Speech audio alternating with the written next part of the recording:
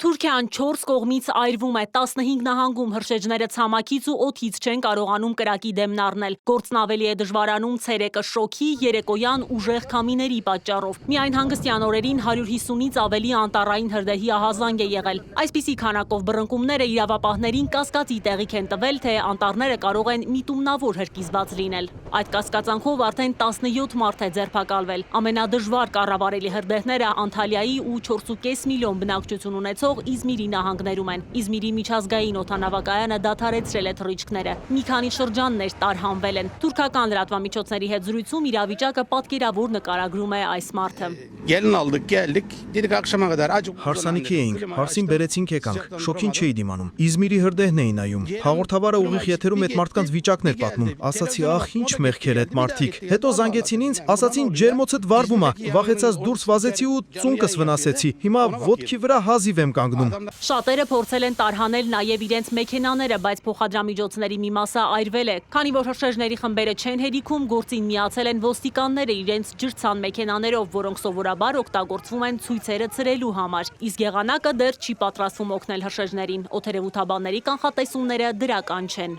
Şiddetli rüzgar Մեր երկու ինքնաթիռից բացի, որոնք պարբերաբար 12 տոննա ջուր են լցնում կրակի վրա, մեր մյուս օդային տրանսպորտային միջոցները ցավոք քամու ուժգնության պատճառով տեխնիկապես չեն կարողանում օդ բարձրանալ։ Ըստ օդերևույթաբանների, մինչև կեսգիշեր քամու արագությունը չի նվազելու։ Այս ընթացքում մենք տարհանել ենք մի քանի գյուղ։ Այժմ սկսել ենք Աթաթուրքի թաղամասի տարհանումը։ Պաշտոնյանն ասել է, որ այսպիսի հսկայական մասշտաբի հրդեհներից հետո դեռ վաղ է նյութական կորուստների ծավալի մասին խոսելը։ Կարևորը մարդկային զոհերի վերաբերյալ դեռ տեղեկություններ չկան։ Լիլիթ Մուրադյան, Reopen Media։